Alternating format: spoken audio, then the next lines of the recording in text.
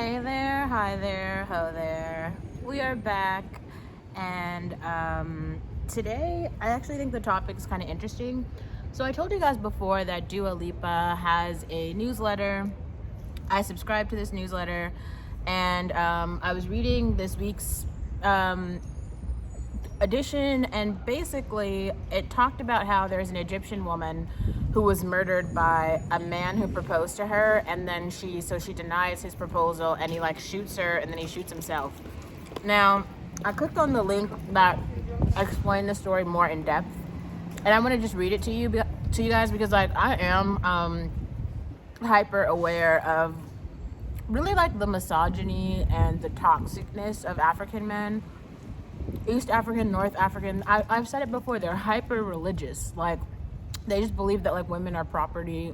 I don't really see, it's not there's no sort of Americana values here, which is why I tend to stay away personally, but whatever. So let's read this. Third femicide in Egypt in 3 months after young woman says no to a marriage proposal. A young woman has been murdered in Egypt after turning down a marriage proposal from a 29-year-old man. A young woman has been murdered in Egypt after turning down... Okay, I just read that.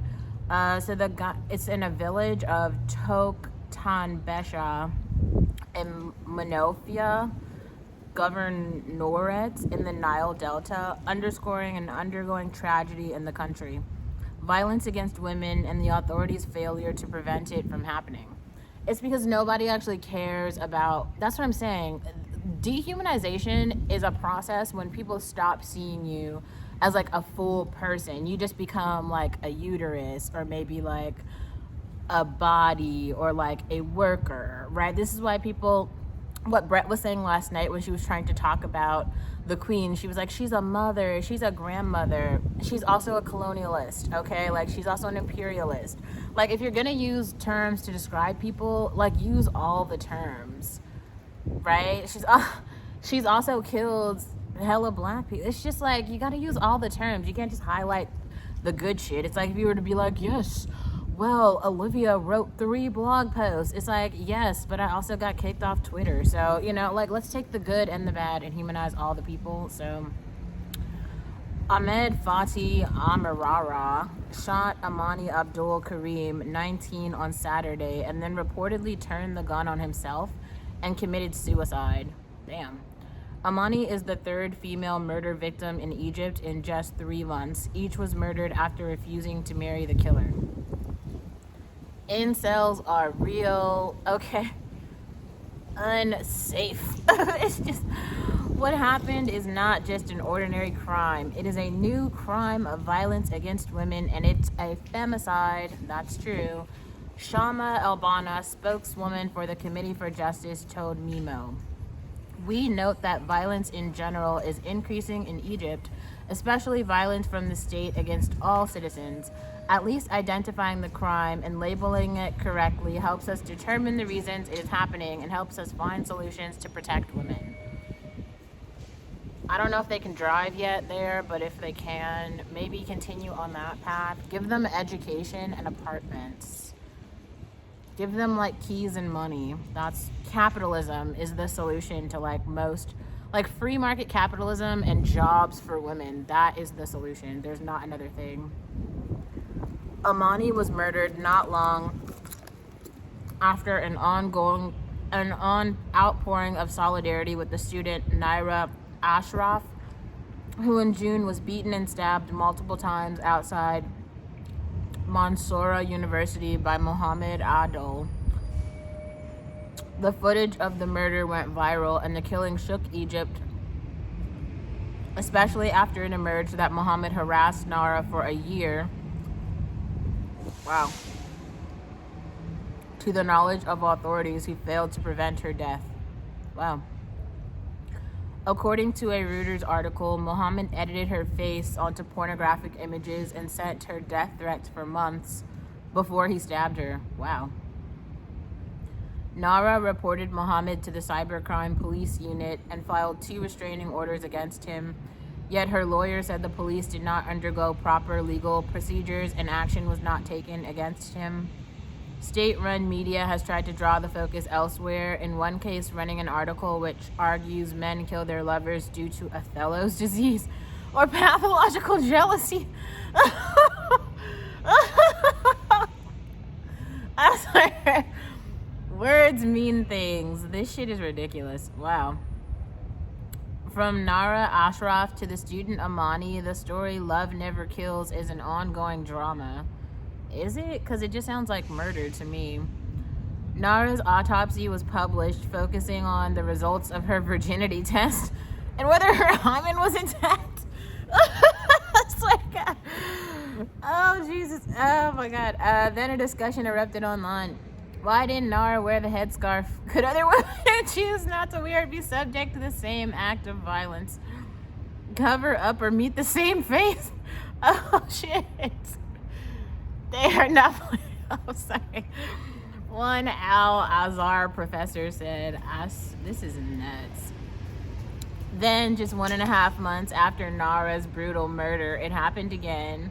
At the beginning of August, Islam Muhammad stabbed 20-year-old Selma Baghdad to death 17 times. Damn.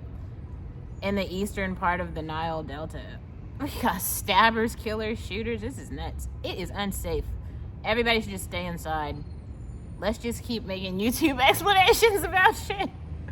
Nobody goes out. Just stay inside.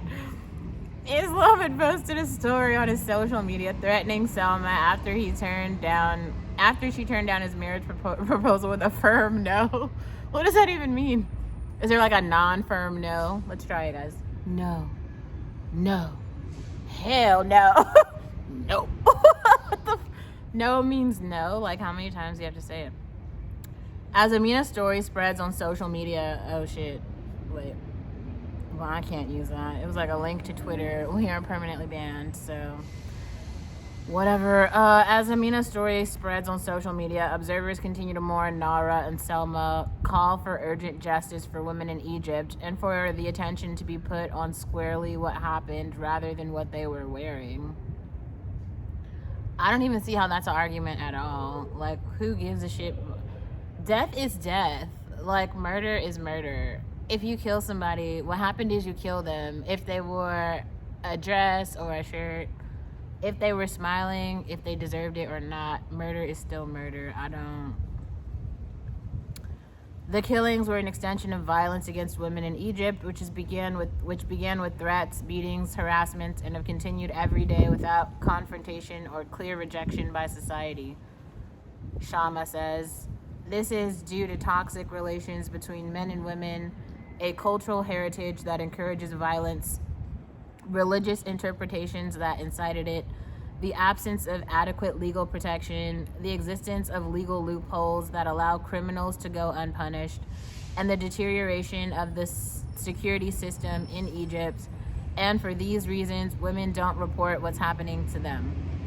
In June, Naira's killer, Mohammed Abdul, was sentenced to death, the maximum penalty for murder in Egypt, with the court even asking for the law to be changed so his execution can be televised to the nation. Damn. They're watching executions on TV? That's allowed? You could do that? In 2021, Egypt was the third highest executioner in the world, despite calls by human rights groups and the UN to impose a moratorium on the death sentence as it spiraled out of control. I wonder what kind of crimes are happening there that they're killing this many people. Like, everybody dies. You get to die. You get to die. You get to... Everybody can go. Sounds like my kind of party. No, I'm just playing. Only kinda. A deterrent law does not mean revenge or death sentences that we reject completely, because as we see, Nara Ashraf's killer was sentenced to death, but this didn't stop the crime, and it happened again. Issuing a death sentence was never enough, and it didn't deter and protect the new victims, says Shama. Instead, women need a safe environment which encourages them to report violence. That's true. And which offers them protection and takes their complaints seriously. That's also true. This needs to start by schools educating new generations through civil society A difficult task, as censorship and restrictions on NGOs are at an all-time high in Egypt. I wish patience to all women who are suffering from trauma, which is renewed with each new incident of violence against women in Egypt and the Arab world, says Shama. This is interesting, and I would just go back to what I said in a previous video. Religious extremism and counterculture is very real. And some cultures, well, this is not American news. It was just in that newsletter, so that's how it was in a British newsletter. That's how I came across it in the first place. And I mean, we got to call the developing world, it's still developing. So that is why people do not refer to it as being civilized. When you have you have shit like that actually happening here, but it does feel like, I don't know. It's very hard to say. The big idea here is that shit's not supposed to happen here because we have a functional democracy and a justice system. I don't really feel like it is actually functioning. There's quite a lot of people who are committing quite a lot of crime and fraud who are going unprosecuted because that's just how it is here. But at the same time, I really don't know. I do feel like, especially the Islamic culture, is full of men who do not see women as full human beings. And I'm not seeing that changing anytime soon.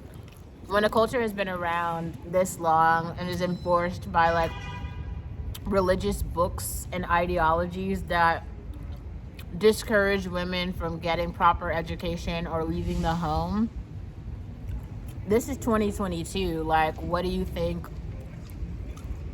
How do you feel like this is gonna fare? Not well. Okay, this is why do you think that woman turned down the marriage proposal anyway? Why? Because she didn't want that dusty dude. And incels are real. They're real. And the stabbings are happening everywhere. It's not just here. They just sit on the internet all day and they talk to each other about how much they hate women. And all of us have to go run and hide and protect ourselves and learn how to shoot and learn how to literally protect ourselves from death. That's 3 women who were murdered. You don't see the men aren't outpouring, oh my God, it's them killing. They're doing the killing. That's why they're not sitting here being like, we care, all lives matter. Nobody's saying that shit. Why? Because they killed 1, then they killed 2, then they killed 3, and they'll kill 4 and 5 and many. Anybody can get the death sentence according to them. Anyone can die and they don't give a shit. And it's not gonna stop. Ever. This is life.